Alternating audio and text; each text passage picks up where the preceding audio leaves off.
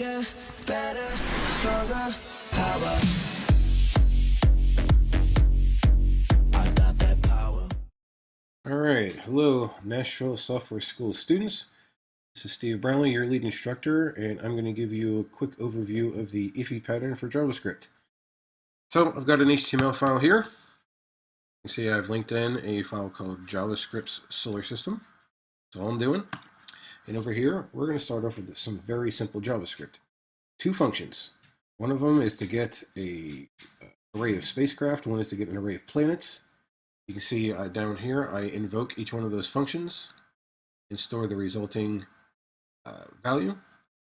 Okay, so up here, I've got an array of spacecraft. I simply return that out. Here, I've just returned the planets.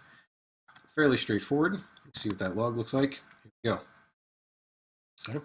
Simply logs out the array that each one of these returns. Right. So the problem we run into here is if we want to start making this extendable. So let's say I want to provide the ability to add more spacecraft to that array that I have on line 2 there. Because obviously there are more than just those 2 spacecraft currently going on in the solar system. So the first obvious solution would be to take this array and move it up here. Because remember in JavaScript, you can't look down, but you can look up. So now on line 1, this active spacecraft variable is actually on the global scope, which means that any other code can find that variable. So here in get spacecraft, I actually don't even need this return statement anymore because now this variable is on the global scope. So I don't need to call a function to get it anymore. But if I want to set spacecraft, so let's change it to that. So set spacecraft needs some input. So I want to add things to the active spacecraft array. So if a function needs input, that means we need to define an argument. So I'm going to call mine new spacecraft. Okay. Now the whole purpose of this is to add things to that active spacecraft array. So I'll just push whatever they send in. I'm just going to push into that array. So I'm going to come down here. Instead of get spacecraft, I'm going to say set spacecraft, and I'm going to pass in the Cassini probe. And my log statement, since this is now in the global scope, I can just log that directly. Okay, success. There's Cassini. It got added in. The problem now is I've now populated the global scope with yet another variable, active spacecraft. So now I've got 1, 2, 3 variables now defined on the global scope. Now, as this gets more complex, I'm going to be adding more functions. I'm going to be adding more variables.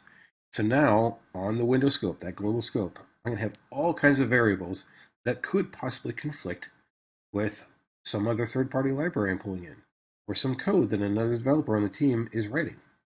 So we want to reduce that footprint completely. So that's what the Iffy pattern is all about. So this get spacecraft, get planets, set spacecraft, we're going to take all that functionality and we're going to add it to one single object. Let's show you how this works. I'm going to get rid of this variable for now. So what is an Iffy? Well, Iffy stands for Immediately Invoked Function Expression, which is what we have here on line 1. When you take a variable and you set it equal to a function, this is called a function expression. So that's the FE part of IIFE, of an Iffy. If we wanted to immediately invoke it, just like down here, okay, set spacecraft, when you invoke a function, what you do is, very simplistic, put parentheses after it. Okay? That invokes the logic that is inside our function. And all set spacecraft here is this function. Okay, this variable holds that. All it is a function reference. So if all this is that function, and all we have to do to invoke a function is put parentheses after it, let's just put parentheses right after we define the function. And get rid of this. So this is at the very basic in Iffy, IIFE, immediately invoked function expression. Okay? So I'm going to change the name of it to just solar system. So what is the value of solar system going to be? I'm actually going to get rid of this get planets because we're going to be adding all this to our Iffy. So let's log what solar system is right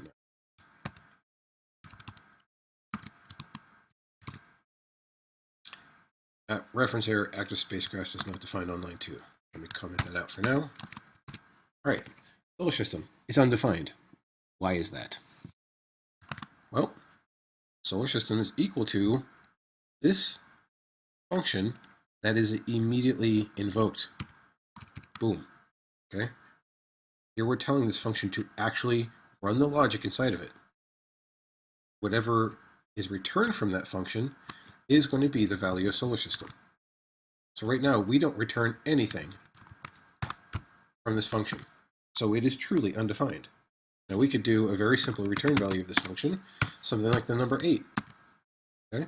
Now solar system is going to have a value, 8. So that's what returns from this simple function right here, just a function. But we want to add all that functionality we had in the beginning. Adding and setting spacecraft, adding and setting planets. Okay? So how do we do that? Well, instead of returning a literal 8 integer value, let's return an object. So just to show you what happens, here's the object. Now we're going to add key value pairs on this. We're going to start adding behavior to this object with key value pairs. Let's add our get spacecraft key on there. And its value is going to be another function. Okay. So just like that, now our object has one key value pair. There it is, get spacecraft. Now it doesn't do anything yet. So let's talk about the other feature of an Iffy. It's a way to provide a private state and a public interface. So if we have data that we don't want to change, I'm going to put this list of planets back in here. But for now, because I don't feel like typing, I'm just going to add a couple. I'm just going to Mercury, Venus, and Earth, and Mars, all the rocky planets. That's it. All right. Now, at this point, this planet's variable is only scoped to this function. It's inside the function, so that is its only scope. I can't log planets out here. It doesn't exist in this scope because this is the global scope. There you go. Planets is not defined. It only exists inside of the solar system. If I log it in here, there it is. There. So only live inside there. So since these variables cannot be accessed inside of a function, these are now what is called private. Nobody can get to them. Like it being locked in your house, nobody can get to it. So now that we have a private value of this, well, we want people to be able to get those values without being able to change them. So that's what this get spacecraft key value pair is for. So here we have this function. This function down here for get spacecraft is actually a lower scope than that one.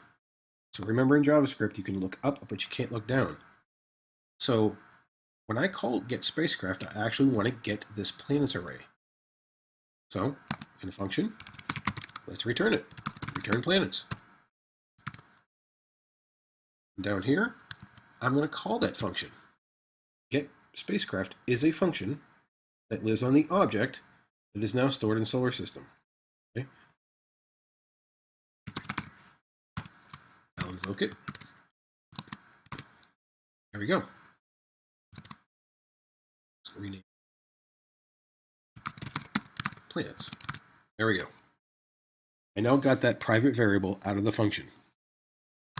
Okay, I can't change it unless I provided a forness to change it. So this is what's called a getter function. It allows you to get a private variable and expose it to other developers. In some cases, you want to have a setter as well. Let's add our spacecraft back in. So I'm just going to put Voyager 1 in there for now. It's the only one that I know about. But I want people to be able to add things to that array, because obviously there's other spacecraft. So that is a setter. Set spacecraft. Now again, this is an object key. I can name this whatever I want. I could call it monkey butt. Okay, but that name is not descriptive. Okay, we want to name this function for what it actually is doing. It's going to allow them to set a spacecraft. In actuality, it's actually more appropriate to call it add a spacecraft, because we're adding a spacecraft to an existing array. Now, to perform this, we need an input. And again, if a function needs an input, that means we have to define an argument. We'll call it new spacecraft. And then at the most simplistic level, we'll just accept anything they pass to us. So again, we're looking up this scope. We're going to add something to the array. What are we adding? We're going to add what they sent us. We're going to add that new spacecraft in there.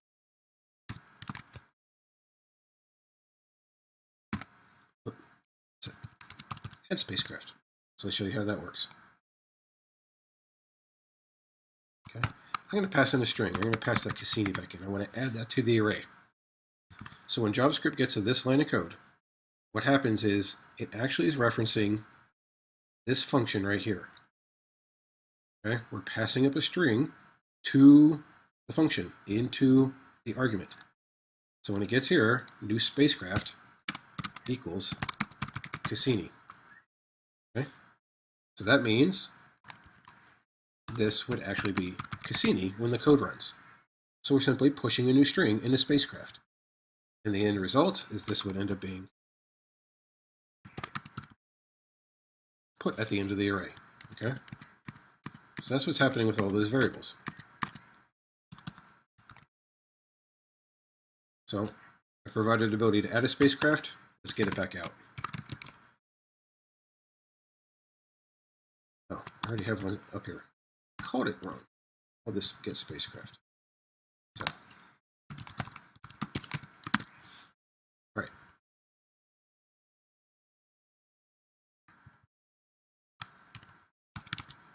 So I'm just going to perform that action.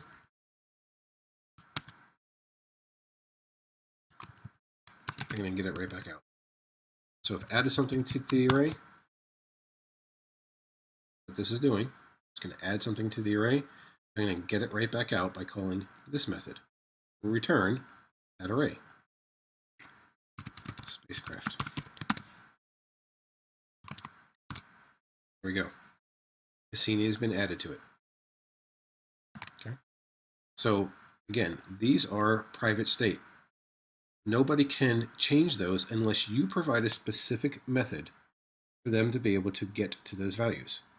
Okay? This kind of pattern that allows some other developer to get information from a private variable is called a getter. They usually start with the word get, but they don't have to. Okay? There's also setters. You want people to be able to modify the value of these private variables. Those are what's called setters. They usually start with set, but like you see here, they don't have to. Okay? I named this key very specifically as add spacecraft because I'm adding to something, not really setting it to a new value.